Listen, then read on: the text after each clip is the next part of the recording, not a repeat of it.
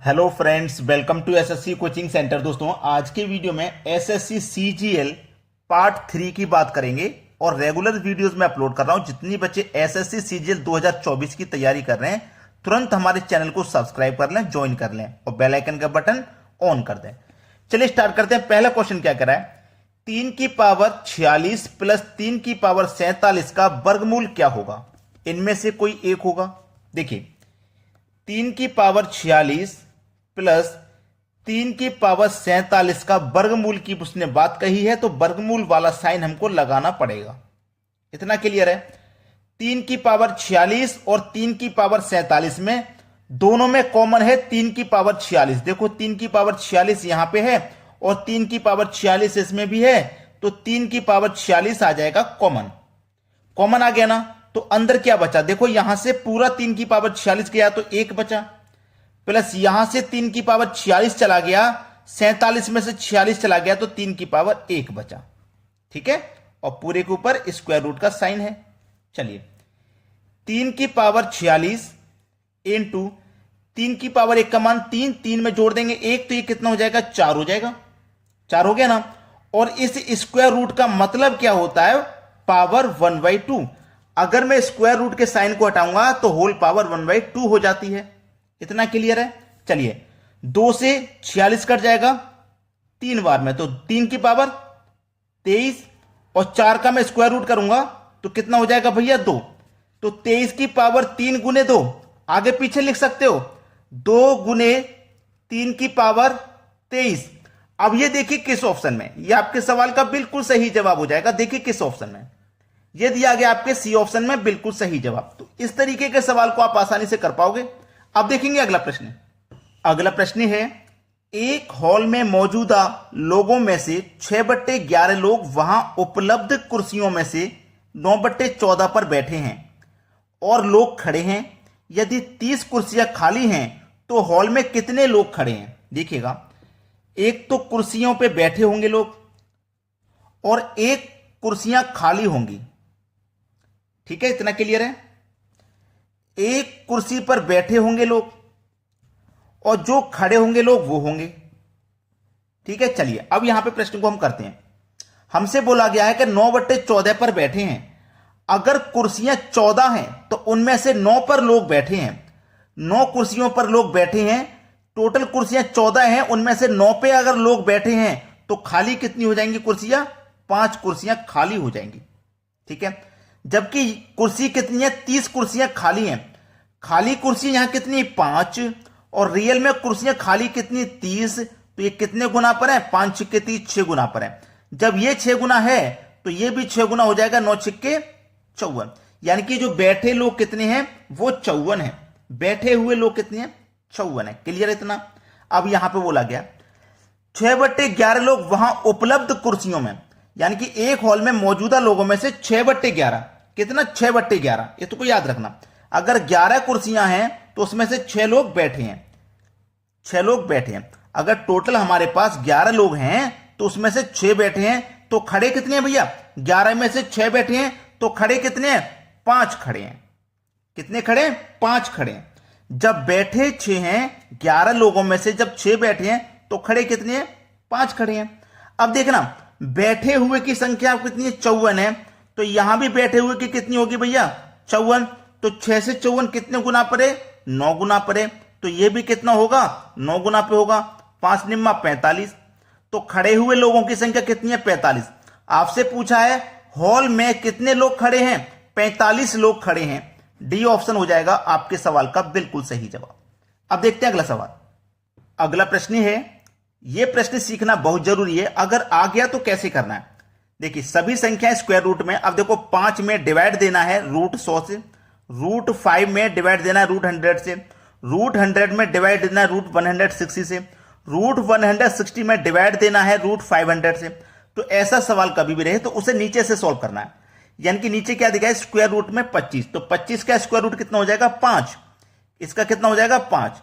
अब 5 से डिवाइड देना है 500 में। जब 500 में डिवाइड देंगे तो 100 बार जाएगा, और फिर 100 का पूरे का स्क्वायर रूट कितना आ जाएगा भैया? 10। अब 10 से डिवाइड देना है 160 में, तो 16 बार में डिवाइड हो जाएगा, और 16 का फिर स्क्वायर रूट करेंगे तो भैया 4 आ जाएगा।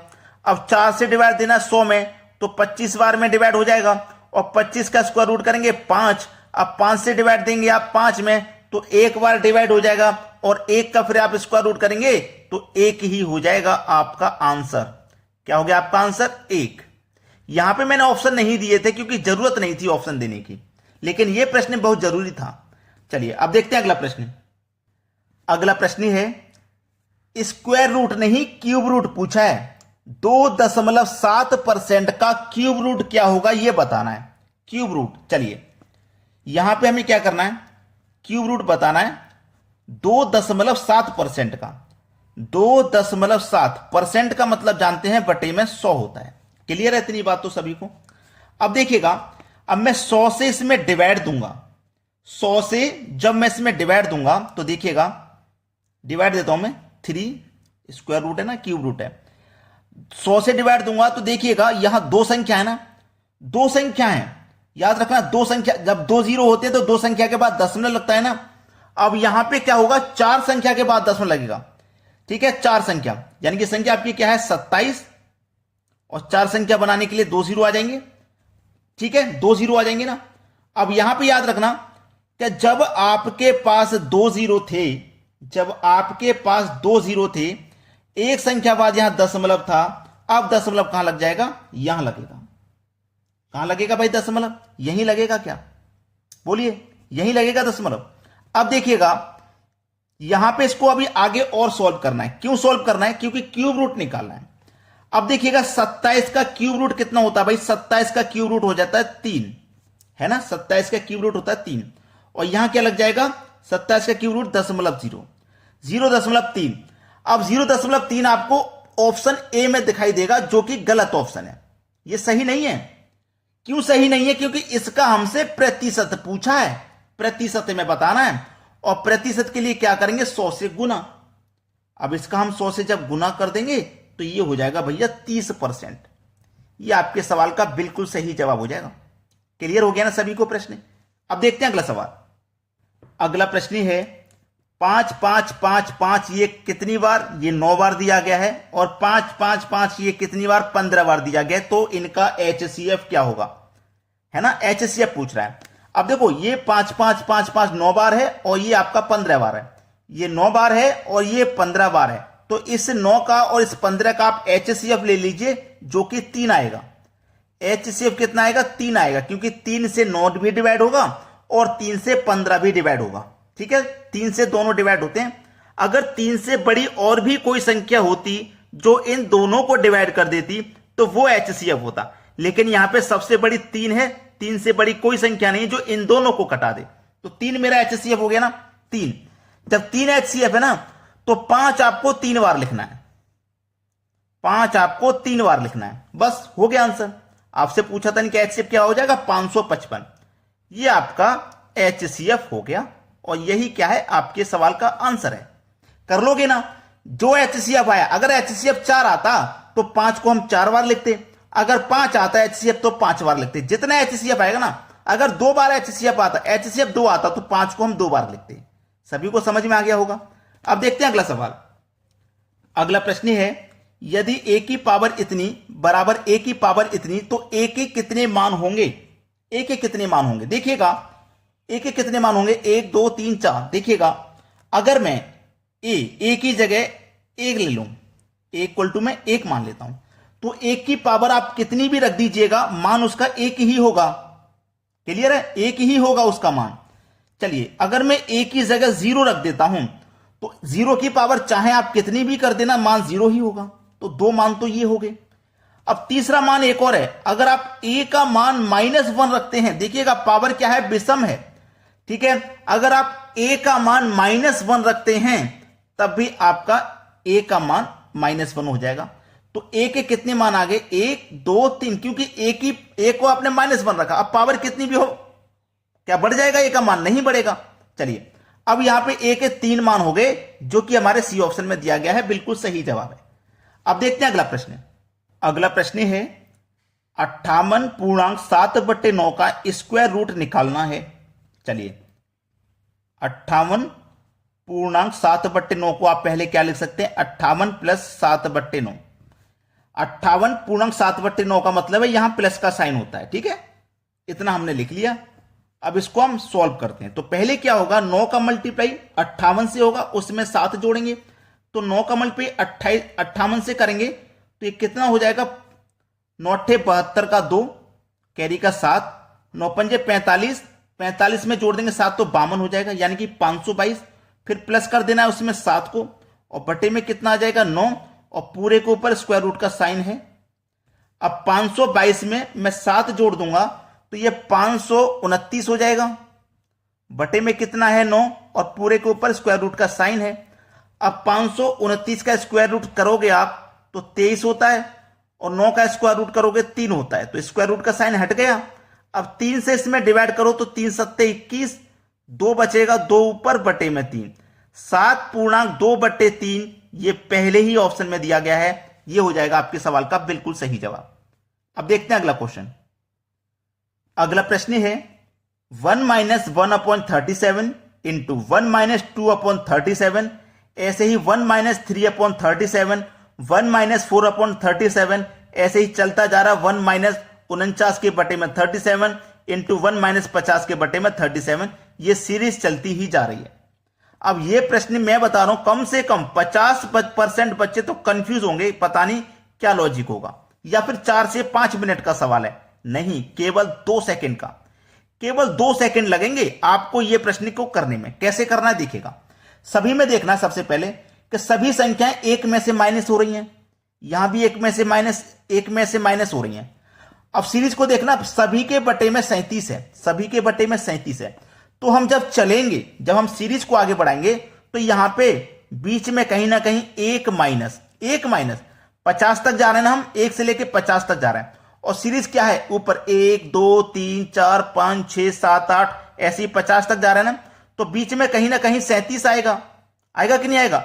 और बटे में देखो सभी के में 37 है, तो यहां 37 होगा कि नहीं होगा। बीच में कहीं ना कहीं इस सीरीज में ये आना है, आना ही तो है। अब आएगा जब, तो 37 से देखो 37 कट जाएगा, एक बार प्लस का 1 माइनस का 1 कट के 0 हो जाएगा। अब जब ये 0 हो गया तो आगे इस संख्या से मल्टीप्लाई कर लो, चाहे इस संख्या से कर लो, सभी का मान फिर 0 ही हो जाएगा। उम्मीद करता हूं कोई भी बच्चा ऐसा नहीं होगा जिसकी समझ में नहीं आया हो। 0 बी ऑप्शन सही जवाब। जब बीच में 0 आ गया है तो 0 का मल्टीप्लाई किसी भी संख्या से करते जाओ, 0 ही आएगा आंसर। समझ में आ गया ना। चलिए अब देखते हैं अगला प्रश्न।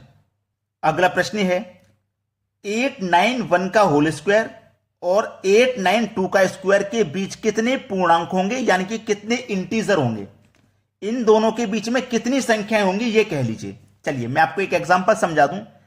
ठीक है, 5 और 9 के बीच में कितनी संख्याएं, तो 6 7 8, कितनी संख्याएं, 3 संख्या। तो इसको कैसे निकालेंगे देखिएगा, बड़ी संख्या में से छोटी को घटा दीजिए, यानी कि 9 में से 5 घटाऊंगा मैं, 9 में से 5 घटाऊंगा तो 4 आएगा, लेकिन आ कितना रहा था 3, यानी कि इसमें से एक और माइनस होता है, बाद में एक और माइनस होता है इसमें से।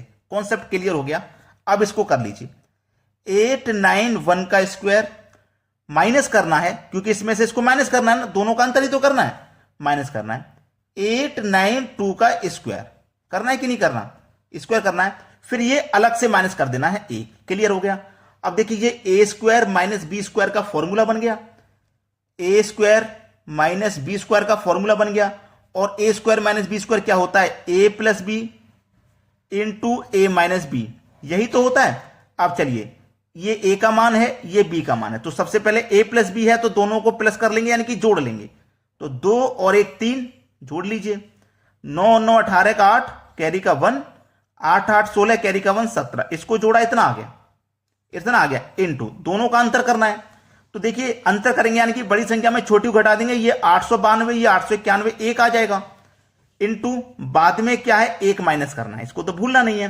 तो 1783 का मल्टीप्लाई 1 से करेंगे, 1783 ही रहेगा, लेकिन 1783 में से ये एक माइनस कर दोगे आप तो 1782 हो जाएगा। देखो किस ऑप्शन में है 1782, बी ऑप्शन में मिल जाएगा। ये प्रश्न का बिल्कुल सही जवाब है।